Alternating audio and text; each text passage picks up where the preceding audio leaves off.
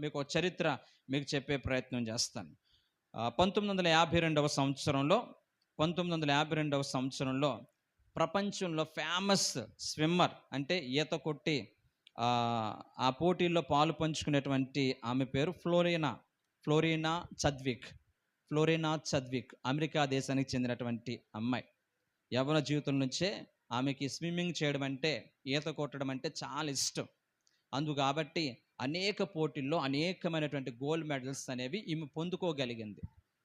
ఒకరోజు ఆమె యొక్క కెరీర్ ప్రారంభంలో కాలిఫోర్నియా ప్రధాన భూభాగం నుంచి కటాలినా ద్వీపానికి కాలిఫోర్నియా నుంచి కటాలినా ద్వీపానికి ఇంచుమించుగా 50 కిలోమీటర్ల దూరం అనేది నేను ఈదగలను అని చెప్పి ఆమె తన ప్రయాణాన్ని ప్రారంభించింది.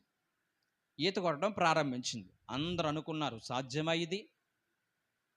50 కిలోమీటర్ల దూరం అనేది నడవడమే మన కష్టం, అది కూడా సముద్రంలో ఈత కొట్టడం అనేది అది అసాధ్యం అనుకున్నారు. కానీ ఈమె ధైర్యంతో విశ్వాసముతో ఆమె ఈత కొట్టడం ప్రారంభించింది. చాలా చక్కగా వస్తుంది. అప్పటికే 15 గంటల సేపు ఆమె నిర్వివారముగా ఈత కొట్టుకుంటూ వచ్చింది. ఎన్ని గంటలు? 15 గంటలు వచ్చింది. అలా వచ్చేస్తుంటే అప్పటికే 49 కిలోమీటర్లు ఆమె ఈత కొట్టుకుంటూ వచ్చేస్తుంది. జస్ట్ ఇంకొక కిలోమీటర్ అయితే గమ్యం చేరిపోతుంది. కానీ ఇంకా కిలోమీటర్ ఉంది అన్న టయానికి ఒక పొగమంచు అనేది అడ్డొచ్చింది. ఏమంచండి? పొగమంచు అనేది అడ్డొచ్చింది ఈమెకి. పొగమంచు అనేది ఎప్పుడైతే అడ్డొచ్చిందో గమ్యం కనపడలేదు. గమ్యం కనపడపోయేసరికి ఈమెకు ఒక రకమైన అనుమానం వచ్చింది. అప్పటికి ఈమెకి ఈదగల శక్తి ఉంది, అలసట చెందలేదు, సాధించాలనే తపన ఉంది.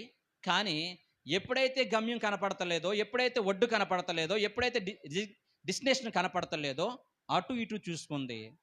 లైఫ్ బోట్స్ లేకపోతే పక్కన ఆమెతో పాటు ప్రయాణం చేసే బోట్స్ కూడా కనపడలేదు.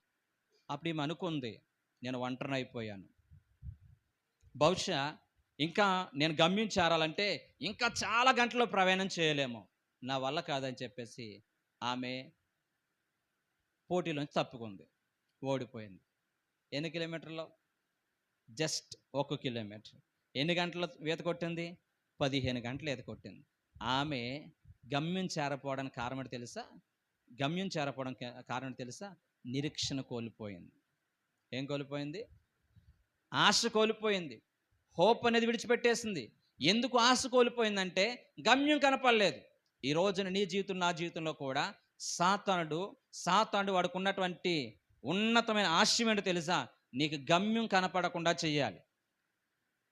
నీ జీవితం ఎంత ఉన్నతమైన స్థితిలో ఉండబోతుందో అది కనపడకుండా చేయాలని నీ కంటికి ఒక రకమైన భయాన్ని, ఒక రకమైనటువంటి ఆ పొరని కలుగు చేసి నీ యొక్క జీవితాన్ని దేవుడు ఎంత చక్కగా మలచబోతూ ఉన్నాడు.